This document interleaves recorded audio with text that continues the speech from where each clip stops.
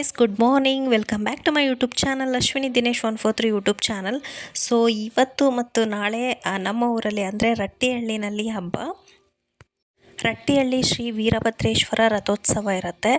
ಇವತ್ತು ಮತ್ತು ನಾಳೆ ಹಬ್ಬ ಇರೋದ್ರಿಂದ ಇವತ್ತು ಸ್ವಲ್ಪ ಬೇಗ ಎದ್ದು ತಲೆ ಸ್ನಾನ ಮಾಡಿ ಫುಲ್ ಪಾಸಿಟಿವ್ ಎನರ್ಜಿಲಿ ಪೂಜೆ ಮಾಡೋಣ ಅಂತ ಹೋದೆ. ನನಗೆ ದೇವ್ರ ಮೇಲೆ ತುಂಬಾ ಭಕ್ತಿ, ಬಟ್ ಸ್ವಲ್ಪ ಪೂಜೆಗೆ ಕೂತಾಗ ಸ್ವಲ್ಪ ಕಾನ್ಸಂಟ್ರೇಷನ್ ಕಡಿಮೆ ಅಷ್ಟೇ. ಬಟ್ ನಮ್ಮತ್ತೆ ಆಲ್ರೆಡಿ ಪೂಜೆ ಮಾಡಿದ್ರು. ಹೋಗಲಿ, ಪೂಜೆ ಮುಗಿದಿದೆ, ಎಡೆನಾದರೂ ಹಿಡಿಯೋಣ ಅಂತ ಹೇಳಿ ಎಡೆ ನೈವೇದ್ಯ ಮಾಡಿಬಿಟ್ಟು ಹಾಗೆ ನಮಸ್ಕಾರ ಮಾಡಿ ಎಲ್ಲರಿಗೂ ಒಳ್ಳೇದು ಮಾಡಪ್ಪ ದೇವ್ರೆ ಅಂತ ಕೇಳ್ಕೊಂಡೆ. ದೇವ್ರಿಗೆ ನಮಸ್ಕಾರ ಮಾಡಿ ಕಿಚನ್ಗೆ ಬಂದೆ. ಈ ಒಂದು ಪ್ರಾಡಕ್ಟ್ ಬಗ್ಗೆ ಹೇಳಲೇಬೇಕು. ಇದು ಕುಕ್ಕಿಂಗ್ ಚೇರ್. ಸೊ ಪ್ರೆಗ್ನೆನ್ಸಿ ಟೈಮಲ್ಲಿ ಈ ಚೇರ್ ತುಂಬಾ ಹೆಲ್ಪ್ ಆಗುತ್ತೆ. ಪ್ರೆಗ್ನೆಂಟ್ ವುಮೆನ್ಸ್ಗೆ ತುಂಬ ಹೊತ್ತು ನಿಲ್ಲೋದಕ್ಕೆ ಆಗ್ತಾ ಇರಲ್ಲ, ಕಾಲು ಊತ ಬಂದಿರುತ್ತೆ, ಸ್ವಲ್ಪ ಹೊತ್ತು ನಿಂತ ತಕ್ಷಣ ತುಂಬಾ ಸುಸ್ತಾಗ್ತಾ ಇರುತ್ತೆ, ಆಮೇಲೆ ಕಾಲು ನೋವು ಬರ್ತಾ ಇರುತ್ತೆ. ಸೊ ಈ ಒಂದು ಚೇರಿಂದ ತುಂಬಾ ಹೆಲ್ಪ್ ಆಗುತ್ತೆ. ಆರಾಮ್ಸೆ ಕೂತ್ಕೊಂಡು ಅಡುಗೆ ಮಾಡ್ಬೋದು, ರಿಲ್ಯಾಕ್ಸ್ ಅಂತ ಅನಿಸುತ್ತೆ. ಸೊ ಇದು ಆಫ್ಲೈನ್ ಆನ್ಲೈನ್ ಎರಡರಲ್ಲೂ ಕೂಡ ಸಿಗುತ್ತೆ. ಬೇಕಿರೋರು ತೊಗೊಳ್ಳಿ, ತುಂಬಾ ಯೂಸ್ ಆಗುತ್ತೆ. ಸೊ ನೆಕ್ಸ್ಟ್ ಹಾಗೆಯೇ ದಿನೇಶ್ ಅವರು ಗ್ರೀನ್ ಟೀನ ತಂದಿದ್ರು, ಲಿಯೋಫಾರ್ಡ್ ಗ್ರೀನ್ ಟೀನ. ಸೊ ಟೇಸ್ಟ್ ಹೇಗಿದೆ ನೋಡೋಣ, ಟ್ರೈ ಮಾಡೋಣ ಅಂತ ಟೀ ರೆಡಿ ಮಾಡೋಣ ಅಂದ್ಕೊಂಡೆ. ಸೊ ಗ್ರೀನ್ ಟೀ ಎಲ್ತ್ಗೆ ತುಂಬಾ ಒಳ್ಳೆಯದು.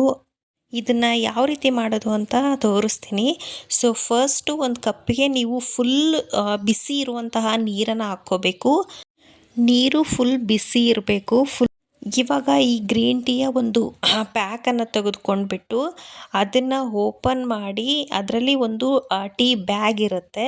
ಸೊ ಆ ಬ್ಯಾಗ್ನ ನೀವು ಫಸ್ಟಿಗೆ ಕಪ್ಪಲ್ಲಿಟ್ಬಿಟ್ಟು ನಂತರ ನೀವು ಬಿಸಿ ನೀರನ್ನು ಹಾಕ್ಬೋದು, ಅಥವಾ ನೀರಲ್ಲಿ ಕೂಡ ಈ ಟೀ ಬ್ಯಾಗನ್ನು ಹಾಕ್ಬೋದು.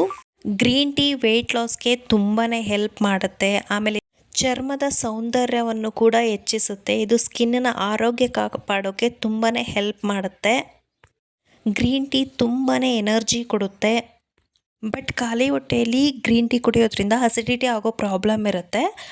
ಸೊ ಇದನ್ನು ಟಿಫಿನ್ ಆದಮೇಲೆ ಅಥವಾ ಮಧ್ಯಾಹ್ನದ ಊಟ ಆದಮೇಲೆ ಅಥವಾ ನೀವು ಯೋಗ ಎಕ್ಸಸೈಸ್ ಏನಾದರೂ ಮಾಡ್ತೀರಾ ಅಂತಂದರೆ ಅದು ಎಕ್ಸಸೈಸ್ ಮುಗಿದಾದ್ಮೇಲೆ ಇದನ್ನು ಕುಡಿಬಹುದು. ಬಟ್ ಪ್ರೆಗ್ನೆಂಟ್ ಇರೋರು ತುಂಬಾ ಕೇರ್ಫುಲ್ಲಾಗಿ ಕುಡಿಬೇಕು. ಏನಕ್ಕಂದರೆ ಜಾಸ್ತಿ ಕುಡಿಯೋದ್ರಿಂದ ಪ್ರೆಗ್ನೆನ್ಸಿಗೆ ತೊಂದರೆ ಆಗೋ ಚಾನ್ಸಸ್ ಇರುತ್ತೆ. ಈ ಟೀ ಬ್ಯಾಗನ್ನು ಒಂದು 2-3 ಮಿನಿಟ್ಸ್ ಅದರಲ್ಲಿ ಹಾಗೇ ಬಿಡಬೇಕು. ನೆಕ್ಸ್ಟ್ ಇದಕ್ಕೆ ಹನಿನಾದರೂ ಹಾಕ್ಕೋಬೋದು, ಅಥವಾ ನೀವು ನಿಂಬೆ ಹಣ್ಣಿನ ರಸನಾದ್ರೂ ಮಿಕ್ಸ್ ಮಾಡ್ಕೋಬೋದು. ನಾನಿವಾಗ 1 ಸ್ಪೂನಷ್ಟು ಹನಿನ ಮಿಕ್ಸ್ ಮಾಡ್ಕೋತೀನಿ. ಇದು ಕೊಲೆಸ್ಟ್ರಾಲ್ ಮಟ್ಟವನ್ನು ಕೂಡ ಕಡಿಮೆ ಮಾಡುತ್ತೆ, ಹಾಗೆಯೇ ಹಾರ್ಟ್ಗೂ ಕೂಡ ಇದು ತುಂಬಾ ಒಳ್ಳೆಯದು. ಇವಾಗ ನಾನು 1 ಸ್ಪೂನಷ್ಟು ಹನಿನ ಹಾಕ್ಕೊಂಡು ಮಿಕ್ಸ್ ಮಾಡ್ಕೋತೀನಿ. ಇದಕ್ಕೆ ಶುಗರ್ ಆಗಲಿ ಹಾಲಾಗಲಿ ಏನೂ ಕೂಡ ಹಾಕ್ಕೊಳ್ಳೋ ಆಗಿಲ್ಲ. ಈಗ ಟೀ ಬ್ಯಾಗ್ನ ಒಂದು 2-3 ಮಿನಿಟ್ಸ್ ಇಟ್ಬಿಟ್ಟು ಇವಾಗ ತೆಗ್ದಿದ್ದೀನಿ. ಇವಾಗ ಟೇಸ್ಟ್ ಹೇಗಿದೆ ಅಂತ ನೋಡೋಣ.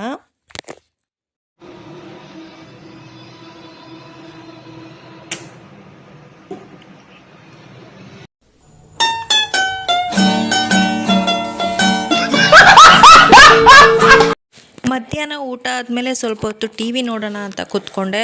ಸ್ವಲ್ಪ ಹೊತ್ತಿಗೆ ಬೋರ್ ಆಗೋಯ್ತು. ಹೋಗಲಿ, ಫೋನ್ ಆದರೂ ನೋಡೋಣ ಅಂದ್ಕೊಂಡೆ, ಅದು ಕೂಡ ಬೋರ್ ಆಯಿತು. ಫೋನು ಟಿ ವಿ ಎರಡು ಬಿಟ್ಟು ಮಲ್ಕೊಂಡೆ. ಸಂಜೆ ಎದ್ದು ಟೀ ಕುಡಿದು ಹಾಗೆ ಸ್ವಲ್ಪ ಹೊತ್ತು ವಾಕ್ ಹೋದೆ. ನನಗೆ ನನ್ನ ಫ್ರೆಂಡ್ಸ್ ಆಗಲಿ ಫ್ಯಾಮಿಲಿಲಾಗಲಿ ತುಂಬ ಜನ ಕೇಳ್ತಾರೆ, ಮಧ್ಯಾಹ್ನ ಯಾವಾಗಲೂ ಮಲ್ಕೊಂಡೇ ಇರ್ತೀಯ, ನಿನಗೆ ನೈಟ್ ನಿದ್ದೆ ಬರುತ್ತಾ ಅಂತ. ಸೊ ನನಗೆ ಯಾವಾಗ ಮಲ್ಕೊಂಡ್ರೂ ನಿದ್ದೆ ಬರುತ್ತೆ.